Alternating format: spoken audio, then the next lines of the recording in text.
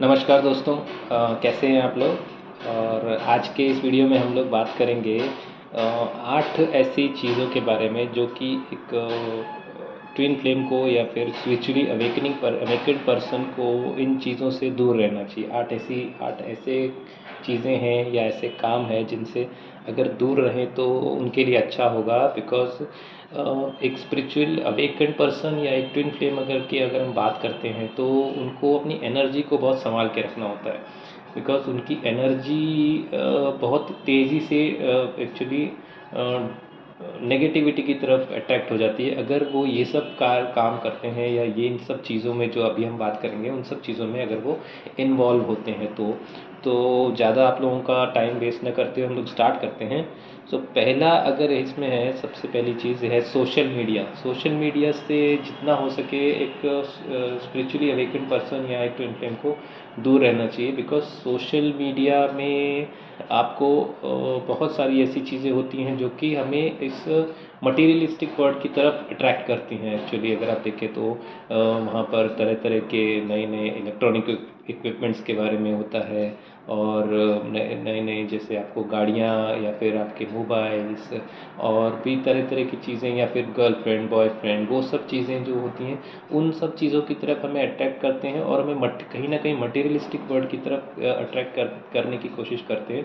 तो उनसे बचने की जितना हो सके हमें उसे सोशल मीडिया से थोड़ा दूर रहने की कोशिश करनी चाहिए। और सेकंड पॉइंट की तरफ हम चलते हैं। सेकंड पॉइंट है नॉन वेज फूड। हमें एक्चुअली नॉन वेज फूड जितना हो सके अवॉइड करना चाहिए। एक्चुअली या हो सके पूरी तरह से ही, मैं तो कहूँगा पूरी तरह ही उसको छोड़ देना चाहिए नॉन वेज फूड को। बिकॉज नॉन वेज फूड अगर आप शास्त्रों में भी देखें तो अगर आप भक्ति में मिलते हैं या फिर स्पिरिचुअली अवेकनिंग है तो आपको भक्ति तो करनी कहीं ना कहीं करनी पड़ेगी। तो आपको नॉन वेज फूड जितना हो सके अगर छोड़ देंगे जितनी जल्दी से जल्दी उतना आपके लिए अच्छा होगा। बिकॉज वह अगेन वो अपनी आपकी एनर्जी को ड्रॉप करता है, आपकी पॉजिटिव एनर्जी को नेगेटिव एनर्जी की तरफ लेके जाता है। तो इसके लिए अगर आपको अपनी हायर एनर्जी में हायर इसमें बना रहना है तो नॉन वेज फूड को अवॉइड करना चाहिए। थर्ड है आपका लेट नाइट अवेकनिंग्स। आपको लेट नाइट जो जागते हैं, आपको जगे रहने की आदत होती है, कुछ लोगों को बहुत लेट सोते हैं या फिर 12-1 बजे तक खाना खाते हैं, तो वो सब आपको क्या होता है आपका जो अवेकनिंग में है एक्चुअली आपको आपकी अवेकनिंग को धीमा कर देता है स्पीड को। या फिर आपकी ट्विन फ्लेम का जो भी आप रीयूनियन चाहते हैं आप उस पर काम कर रहे हैं तो वो आपकी अवेकनिंग वगैरह जो भी आपका प्रोसेस है ये उसको आपको धीमा कर देगा। बिकॉज आप अगर लेट नाइट तक जागेंगे तो बट ऑब्वियस है आप सुबह अगले दिन सुबह बहुत देर से उठेंगे। तो अगर आप सुबह देर से उठते हैं और आप कोशिश नहीं करते हैं कि आप ब्रह्म मुहूर्त में उठें और चैंटिंग वगैरह करें या मेडिटेशन वगैरह करें। बिकॉज मेडिटेशन या चैंटिंग करने के लिए जो होता है सही समय, सबसे अच्छा समय होता है आपका 4 से 5 या फिर 3:30 से 4:30। ये ऐसे ऐसे समय पर अगर आप उठ के अगर भक्ति में लगेंगे तो आपके लिए वो अच्छा होगा। और लेट नाइट मैं कहूँगा कि जागना जो होता है वो थोड़ा सा आपकी अवेकनिंग में जो है वो ठीक नहीं है उसके लिए। उसके बाद आपका फोर्थ पॉइंट आता है वो है गॉसिपिंग। एक्चुअली हमें गॉसिपिंग से बचना चाहिए। जो हम सोशल मीडिया तो अलग हो गया, बट अगर हम एक्चुअल अपने जो लिविंग एनवायरनमेंट है उसमें देखते हैं आसपास लोगों को, अड़ोस पड़ोस दोस्त साथी, तो अगर जनरली जब मिलने पर हम हालचाल पूछने में तो 5-7 मिनट लगते हैं, उसके बाद का जो समय होता है मोस्टली वो एक दूसरे की बुराई करने में, इसने ये किया उसने वो किया और इसका उसके साथ कोई संबंध है, उसका उसके साथ कोई संबंध है, ये सब बातों में हम ज़्यादा समय व्यर्थ कर देते हैं। इससे भी हमारी एनर्जी ड्रॉप होती है, हमारी जो पॉजिटिव एनर्जी ड्रॉप होती है और हम नेगेटिविटी की तरफ अट्रैक्ट होते हैं। तो हमें ट्राई करना चाहिए कि हम गॉसिपिंग से थोड़ा बच के रहें और उन्हीं लोगों का संग करें जो कि हमें पॉजिटिविटी की तरफ अट्रैक्ट करें या फिर हमें भक्ति की तरफ या फिर हमें अच्छे कार्यों की तरफ लेके जाएं। तो हमें ट्राई करना चाहिए गॉसिपिंग कम से कम या फिर पूरी तरह से अवॉइड करें तो और भी अच्छा। और इसके बाद पांचवा पॉइंट है, हमें आता है कि प्रोक्रास्टिनेशन की जो आदत होती है हमारी, टालने की, काम को टालने की आदत जो होती है, वो भी एक बहुत गलत चीज़ है एक्चुअली। प्रोक्रास्टिनेशन में कैसे मैं आपको समझाऊँ, इसको समझाने के लिए कि जैसे हम किसी काम को करना चाहते हैं, हमें कोई, हम सुबह उठे तो हमारा मन किया कि हमें कुछ लिखना चाहिए, या हमारे मन में एक बहुत अच्छा ख्याल आया कि हमें कुछ करना है सपोज़, तो हम उसको क्या करते हैं, टाल देते हैं, बिकॉज हम सोचते नहीं है मेरे को अभी तो ऑफिस जाना है, नहीं अभी मुझे तो स्कूल जाना है, या फिर मुझे कॉलेज जाना है, या ये काम। तो हम अपने डेली के कामों को प्रायोरिटी करते हुए, वो जो स्पेसिफिकली क्रिएटिविटी का आइडिया, हमें जो क्रिएटिव आइडिया हमें आया है, हम उसे प्रोक्रास्टिनेट करने लगते हैं। या कभी कभी हमने देखेंगे कि हम जनरल अपने रेगुलर कामों में भी प्रोक्रास्टिनेट करने लगते हैं कि हमें सपोज़ करिए किसी को डॉक्टर के पास जाना है, तो हम सोचते हैं नहीं आज नहीं कल चले जाएंगे, या कुछ आपको कुछ और काम है, जैसे सपोज़ किसी को पेरेंट को किसी को मिलने जाना है, किसी रिलेटिव को, वो बीमार है उनसे मिलने जाना है, तो आप बोलते हैं आज नहीं, चलो कल जाएंगे, नहीं परसों। तो हमें अच्छे कामों को प्रोक्रास्टिनेट करने की कोशिश नहीं करनी चाहिए, हमें जितना हो सके अपने हर काम को टाइमली करने की कोशिश करनी चाहिए, ताकि हमारे पास ज़्यादा से ज़्यादा समय हो अपने भक्ति जो भी हम कर रहे हैं, जो भी हम इनर वर्क का कार्य कर रहे हैं, वो उसमें हम ज़्यादा से ज़्यादा समय दे सकें।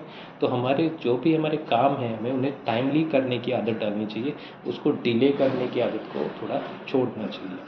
नेक्स्ट आपका जो पॉइंट है, 6 point, that is processed, avoid processed food. जैसे मैंने आपको नॉनवेज फूड का एक पॉइंट बताया, पॉइंट नंबर 2 भी था हमारा। नेक्स्ट पॉइंट है, हमें प्रोसेस्ड फूड अवॉइड करना चाहिए, क्योंकि हमें जितना हो सके नेचुरल फूड खाना चाहिए, बिकॉज प्रोसेस्ड फूड अगेन उसके अंदर आपको जो केमिकल्स होते हैं वो हमारे लिए अच्छे नहीं होते हैं, बिकॉज वो केमिकल्स हमें कहीं ना कहीं शरीर में नेगेटिविटी पैदा करते हैं हमारे लिए, बिकॉज वो काफ़ी समय से रखे केमिकल्स जो होते हैं वो काफ़ी समय से उस प्रोडक्ट के साथ में अंदर रहते हैं, उस प्रोडक्ट में, पैकेट में जो भी है। तो वो एक स्पिरिचुअल अवेकन पर्सन के लिए ठीक नहीं है। जनरल पर्सन के लिए ठीक है कि वो खा सकता है, बट एक स्पिरिचुअल अवेकनिंग पर्सन के लिए अगर उसे पॉजिटिविटी में बने रहना है, अपने हायर सेल्फ में बने रहना है, तो उसको प्रोसेस्ड फूड को जहाँ तक हो सके अवॉइड करना चाहिए। जो पैकेट में आपके चिप्स आते हैं या फिर कोल्ड ड्रिंक्स आते हैं, वो फूड जो होते हैं वो एक स्पिरिचुअल अवेकन पर्सन के लिए अच्छे नहीं समझे जाते हैं। ठीक है दोस्तों, अभी नेक्स्ट पॉइंट है आपका 7th पॉइंट, वो है कि ओवर इमोशनल सीन, या फिर जो भी आपका कंटेंट होता है सिनेमा में या फिर टीवी में, ओवर इमोशनल या फिर ओवरली जो उसके अंदर एक्सेसिव चीज़ें दिखाई जाती हैं ना, एक्सेसिव वायलेंस, इस तरह की चीज़ों को हमें अवॉइड करना चाहिए। बिकॉज क्या होता है कि at the end of the day जब हम उन चीज़ों को देख लेते हैं, जैसे हमने कोई बहुत ही रोने धोने वाला कोई सीरियल देखा, या फिर कोई बहुत ही रोमांटिक सीरियल देखा, या फिर कोई वो एक्सेसिव वॉयलेंस वाली मूवी देखी, तो हमारा जो सबकॉन्शियस माइंड पे इम्पैक्ट उसका जाता है। ये बात आप भले ही ना माने, लेकिन हम कहीं ना कहीं सबकॉन्शियसली उससे इम्पैक्ट हमारे माइंड पर होता ही है। आप रात को अगर कोई एक्सेसिव वॉयलेंस की मूवी देख के सोएंगे, तो आपके मन में कहीं ना कहीं वो एक वॉयलेंस से रिलेटेड कुछ ना कुछ चीज़ें बची रह जाती हैं, या फिर कुछ उसका इम्पैक्ट पड़ता है जो कि हमें नहीं हो पानी पॉजिटिविटी को रिड्यूस करता है एज ए स्पिरिचुअल बीइंग, या फिर एज ए अवेकनिंग पर्सन के लिए, अवेकनिंग के लिए हमारे, तो वो ठीक नहीं है एक्चुअली। तो एक हमें ओवरली इमोशनल या फिर ओवरली एक्सेसिव जो भी जिसमें वॉयलेंस जैसी चीज़ें, ऐसे सिनेमा, टीवी, मूवीज़ को अवॉइड करने की कोशिश करनी चाहिए। नॉर्मल जो भी हल्की फुल्के कॉमेडी है वगैरह है, ऐसे टीवी सीरियल्स वगैरह देखेंगे वो ठीक है आपके एंटरटेनमेंट के हिसाब से।